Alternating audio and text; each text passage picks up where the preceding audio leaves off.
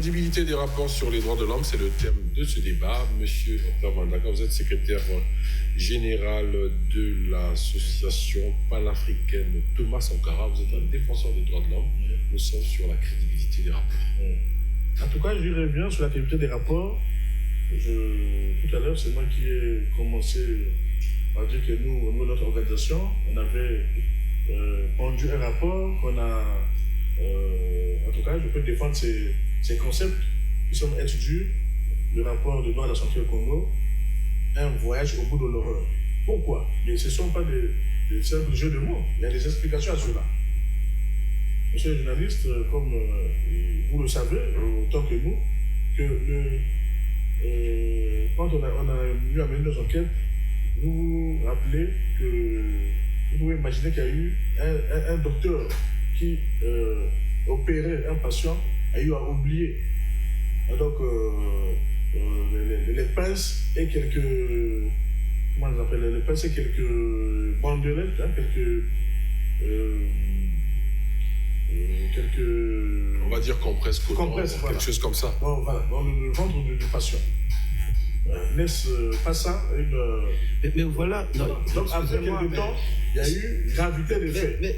Et donc, la personne a été encore opérée jusqu'à 3 fois. Monsieur Mandanda, vous faites intervention. Non, mais excusez-moi. Non, s'il vous plaît. S'il vous plaît. Monsieur Bwanga, une dernière réaction. Une dernière réaction. Monsieur Mandanda, Mandaka, tout mes respect, vous ne pouvez pas, n'est-ce pas? Je connais l'association panafricaine Thomas Sankara, je connais le sérieux de cette association et sa longévité. Vous ne pouvez pas, dans ce plateau, venir présenter des exemples comme ça, comme si une hirondelle faisait le printemps, comme si un diable faisait l'enfer. N'oubliez pas, et je vous le rappelle encore, que le médecin ici n'a qu'une obligation de moyens et non une obligation de résultat. Et en aucune circonstance, je peux croire qu'un médecin assermenté exerçant en République du Congo puisse sciemment laisser de tels objets dans le corps d'un individu. Et là, n'est-ce pas, pour une faute du fait d'absence non intentionnelle, n'est-ce pas, qui relève de la négligence, de l'oubli. Vous ne savez pas dans quel conditionnement psychologique il était. Quand on sait que dans ce domaine, il manque beaucoup de médecins, donc ces gens travaillent généralement sous stress, etc., venir sur ce plateau, bondir un tel exemple, qui rappelle certainement aux parents de celui qui est décédé en pareille circonstance que notre médecine est très mal pratiquée, que les conditions de santé ne sont pas réunies, sur des questions relatives, n'est-ce pas, à des considérations énormément subjectives qui n'engagent pas la responsabilité en tant que telle, ni de l'État. Encore moins la responsabilité, je dirais, pénale du médecin en question, puisqu'il y a absence d'intention. Excusez-moi de réagir, parce que moi, j'aurais... Non, je vous dis, c'est un... C'est effarant qu'on puisse offrir une tribune à la dénonciation d'éléments relevant, n'est-ce pas? Il ne peut pas s'agir d'un manquement. Vous oubliez régulièrement des choses. S'il vous plaît, monsieur Ndila, la parole. S'il vous plaît, monsieur Ndila, question de crédibilité.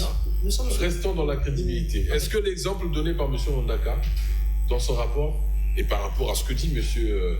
Bwanga, est-ce que vous pensez que ce rapport est crédible? Ça, ce n'est qu'un fait.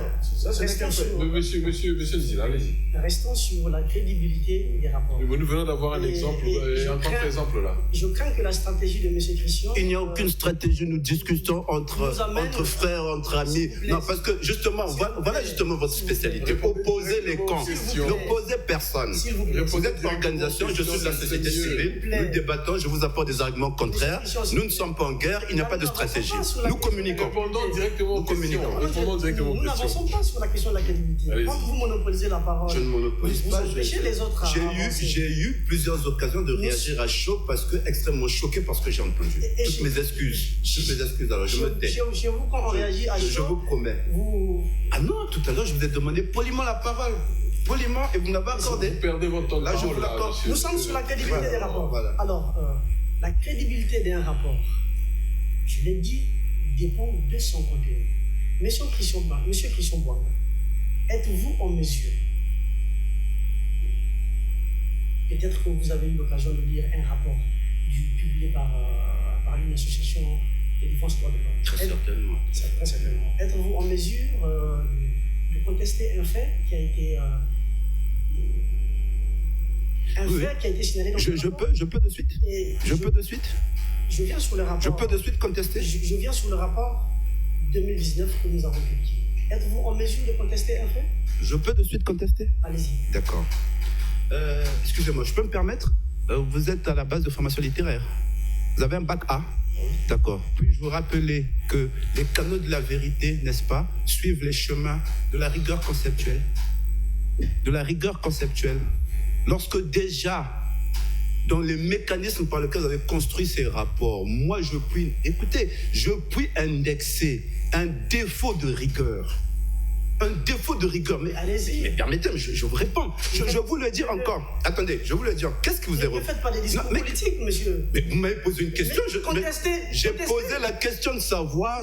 Mais je suis dans mes éléments de contestation. J'ai posé la question... Contester un fait. Mais j'ai posé la question... Contester un fait, c'est dire que là, il n'y a pas eu... Puis-je vous rappeler les réponses les plus courtes sont celles qui demandent le plus de réflexion. Contester, monsieur. Eh bien, voilà. Je vous donne la possibilité... C'est ce que je suis en train de faire. Je vous donne la possibilité de contester un fait. C'est ce que je suis en train de faire. Voilà. En une minute. Justement, parce que d'autres doivent la crédibilité... Prenez un fait et contestez. D'accord. J'y vais. Voilà. Prenez un fait et contestez. Voilà. Manière extrêmement manichéenne de conduire le raisonnement qui ne me convient absolument pas. Parce que ce qui se passe... Excusez-moi. Ce qui se passe... Je vais vous prendre un exemple. Il y a un accident au sortir de ce... Nous sommes dans le rapport, monsieur. Nous ne parlons pas des accidents. Je vous réponds. Vous parlez de la crédibilité des rapports. Je vous réponds. Prenez ce rapport. Je vous réponds pour faire la démonstration de l'usage pernicieux. Les usages pernicieux qu'on fait des faits mis à votre disposition. Voilà le problème. Vous avez ici un rapport 2015. Oui. Vous avez ici un rapport 2016. Oui. Vous avez ici un rapport 2017. 2018. Qui démontre quoi? Vous avez ici un rapport 2019. Qui démontre quoi? Qui démontre les violations des droits de l'homme dans ce pays. Lesquels? Lesquels droits? Il y en a plusieurs. Le droit au travail? Il y en a plusieurs. Le droit au travail? Il y en a là-dedans. Mais ce n'est pas les photos que je vois. Donc, conclusion, vous mettez bel et bien en exergue essentiellement des éléments relatifs aux souffrances physiques. Mais qu'est-ce qui vous dérange? C'est en rapport avec le droit au travail? C'est une violation de droits de l'homme. C'est en rapport avec la liberté d'aller et de venir? C'est une violation de droits de l'homme. C'est en rapport avec la parité? C'est une violation de droits de l'homme. La seule et l'unique. C'est une violation de droits de l'homme. Donc, on ne peut pas parler avec vous de rapport. Et ça? On ne peut pas parler avec vous de rapport. On peut parler avec vous. Dites-vous de ça? C'est quoi ça? Je vois de très loin. Faites voir ce croquis, pas très bien fait d'ailleurs. Faites voir. Faites circuler. Allez-y. Dites-vous de ça. Que dites-vous de ce rapport-là? Allez-y, on perd du temps. Je ne peux pas rapidement. Regardez. Mais je ne peux pas rapidement. Bon, pendant ce temps, M. Armel a besoin de réagir. Monsieur Octave aussi. Mais une caricature, excusez-moi, une caricature pire que Charlie Hebdo, c'est pas ça qui va nous aider à faire des débats ici. Non, ça, je le rapport. je le Ça rejette. résume la situation du pays. Mais rien que cette caricature. Cette caricature prouve votre état d'esprit. Ça résume la réalité du pays. Dépassons le débat, s'il vous plaît. Votre lecture. Non, dépassons le débat, s'il vous plaît, monsieur Bouanga. Monsieur Christian. Monsieur Bouanga. J'ai demandé à répondre. Monsieur Bouanga, j'étais dans mes éléments de contestation. Non. Vous ne pouvez pas épouser vos S'il vous plaît, monsieur J'étais en Bouanga. train de les contester. Prenez un fait. J'ai mes éléments de contestation. Ça, c'est un rapport. Attendez. S'il vous plaît, monsieur Mézan, est-ce que je peux avoir la parole? Je prends à témoin l'animateur. Voilà, je prends à témoin l'animateur. Voici un croquis qui m'est présenté d'un monsieur plutôt ventripotent qui est assis sur des personnes plutôt fresques. Et ce monsieur est identifié comme étant le gouvernement congolais qui s'assoit sur les gens. Oui. Mais bizarrement... Mais c'est la réalité dans ce pays. Mais excusez-moi, mais je vais vous répondre là. Oui. Je vais vous répondre, n'est-ce pas? Bizarrement, il y a quelques jours, j'ai été victime d'un vol, n'est-ce pas? Je me suis rendu au commissariat. Et c'est avec beaucoup de bonheur que les policiers sont déployés dans le quartier pour tenter de rattraper ces voleurs qui, entre guillemets, sévissaient. À ce moment-là, moi, citoyen congolais, je n'ai pas eu l'impression que le gouvernement congolais, comme cela est dit ici, s'assoit sur mes droits comme cela est représenté. Donc, une fois de plus, caricature grossière qui traduit la nature de vos communications qui sont orientées vers des objectifs bien précis. Et je comprends la raison pour laquelle, justement, le ministre en charge de la communication gouvernementale vous a qualifié d'officine. Parce que, justement, cela se voit que vous êtes manifestement instrumentalisé et il reste à savoir la question de savoir. Qu'est-ce que vous dites? C'est un ministre. Qu'est-ce que vous dites? Mais qu'est-ce qu'il a dit de Chapona? Monsieur Christian, c'est son opinion de qu'est-ce que monsieur Mungala a dit de Chapona?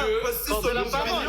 Oui. Qu'est-ce que monsieur opinion? Qu'est-ce que l'on peut croire à monsieur Mungala? Qu'est-ce que le porte-parole de la partie sur la situation de Chapona? Aucun Congolais. Donc lorsque monsieur Mungala, vous êtes en train de dire que lorsque monsieur